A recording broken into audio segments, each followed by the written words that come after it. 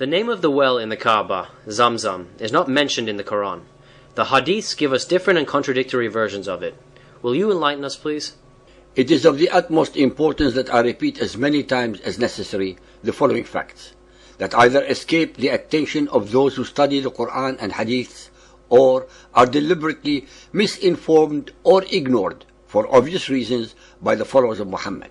That all the information that we have regarding the traditions of the Arabs of the Jahiliyyah, or period of ignorance before Muhammad, were concocted by Muhammad and by his followers. Each and every one of them cannot be verified by any historically written documents or archaeological finds. Each and every one of them were refined over a period of almost 300 years after the death of Muhammad.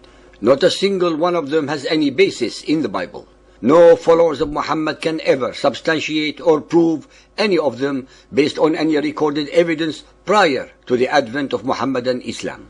All these traditions were allegedly transmitted orally, and yet not one of them can be found in the poems or oral traditions of pre-Islamic Arabia. The same followers of Muhammad who attacked the veracity of Muhammad ibn Ishaq's hadith about the biography of Muhammad in his monumental Sirat Rasulullah for the alleged lack of isnad, meaning proofs, cannot show a single isnad regarding all the alleged traditions of the Arabs. What we have at hand are myths, lies, falsified history and genealogy to give Muhammad and his followers a worthy ancestry similar to that of the people of the book. Ladies and gentlemen, a myth becomes dogma by passing through 4 stages. Muhammad creates a myth or a story. Muhammad passes it on to some ignorant, unlearned, illiterate, and superstitious followers as divinely revealed fact. The myth, story, is accepted and repeated with modifications to others. The myth becomes fact, and after centuries is turned into a dogma. To reveal the mendacity of the myth or story, we have to address the issue as follows. We assume that the myth or story is factual. We research the background to find the primary sources and references that mention it. We may or may not find primary or even secondary sources. We investigate other sources that mention the same characters and storyline.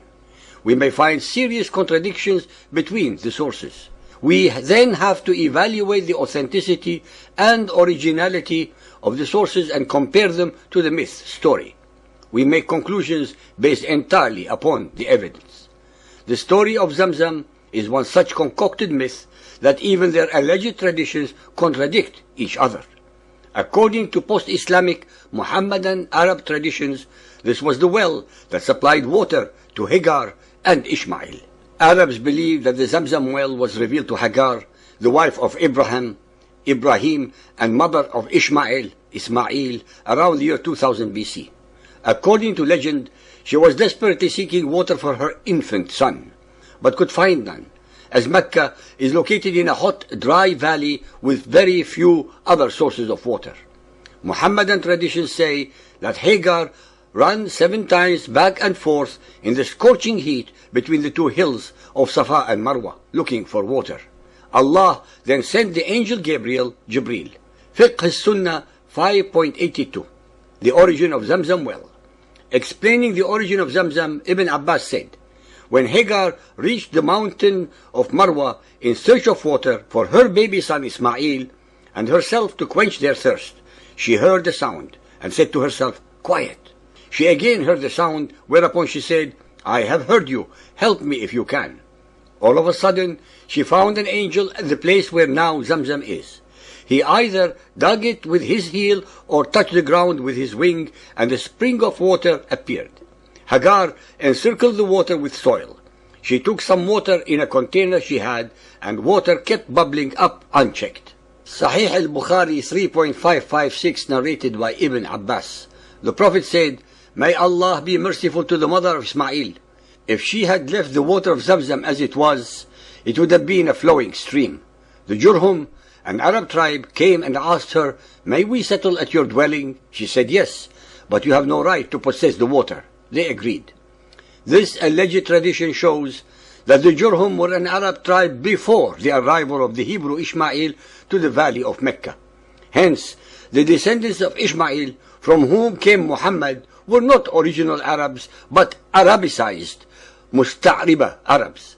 It should be noted that one of the most important women in the Muhammadan tradition, the mother of Ishmael, Hagar, is never mentioned by name neither in the Quran nor in many of the hadiths, such as the above, as she is referred to only as the mother of Ishmael. In the Qarawiyun manuscript, folio 43 AB, there is a completely different version by Ibn Kathir's Sirah.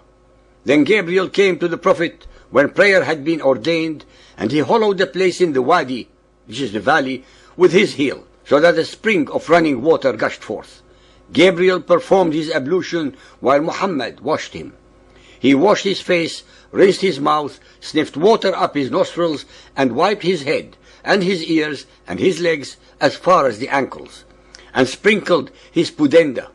Then he arose and prayed 2 bowings and prostrated himself 4 times upon his face. Upon the Prophet returns, Allah having refreshed him, and his mind was at rest, for what he yearned for had come to him from Allah. He took Khadija by the hand and brought her to the spring and performed his ablution as Gabriel had done. Then he made 2 bowings and 4 prostrations, both he and Khadija. Thereafter the pair of them used to pray secretly. If this is the true case, then it completely negates the possibility that Zamzam was as old as the days of Ishmael, and the stories are rendered totally incompatible and suspect, especially since Zamzam was allegedly a venerated well in Mecca long before Muhammad. Now let us compare the above with the original and only version in the Bible. Genesis 21:14. And Abraham rose up early in the morning and took bread and a bottle of water and gave it to Hagar, putting it on her shoulder and the child, and sent them away. And she departed and wandered in the wilderness of Beersheba. And the water was spent in the bottle, and she cast the child under one of the shrubs. And she went and sat down opposite him a good way off, as it were a bowshot. For she said, Let me not see the death of the child. And she sat opposite him, and lifted up her voice and wept. And God heard the voice of the lad, and the angel of God called to Hagar from heaven and said to her, What ails you, Hagar? Fear not, for God has heard the voice of the lad where he is. Arise, lift up the lad, and hold him in your hand, for I will make him a great nation. And God opened her eyes, and she saw a well of water, and she went and filled the bottle with water, and gave the lad to drink. And God was with the lad, and he grew and lived in the wilderness and became an archer. And he lived in the wilderness of Paran, and his mother took for him a wife from the land of Egypt. In the original biblical story above, there is no mention of Arabia, Allah, Zamzam, or Mecca, since both Hagar and Ishmael remained in the vicinity of Beersheba and Egypt. The well that was revealed by Gabriel was near Beersheba and not Mecca, and had no name, especially not Zamzam. Most important of all, Hagar took him to Egypt and not Arabia. Setting aside the fact that the story as depicted in the Quran and Ahadith contradicts everything that the Bible narrates about Abraham, Ishmael, and Hagar, it is important to point out that in the parched environment of the Arabian Peninsula, all sources of water, especially wells, were venerated. Zamzam was allegedly a holy place among the Arabs of the Jahiliyyah, long before Muhammad and his Quran. Anyway, it was because of Zamzam being a source of water that an enclosure surrounding it was built to protect it, and then the Kaaba became a holy place venerated by the pagan Arabs. The allegations made by Arab historians and theologians that Zamzam was holy to the pagan Arabs because they had already known about Hagar and Ishmael are totally false and unsubstantiated. There is not to be found a shred of written or oral tradition anywhere in Arabian history or literature to support such a preposterous statement. Moreover, from both the logical and practical points of view, the well of Zamzam, which is in the vicinity of Mecca, is almost 1,000 miles away from Beersheba, and neither Hagar and Ishmael nor even a camel could have survived this distance on one bottle of water.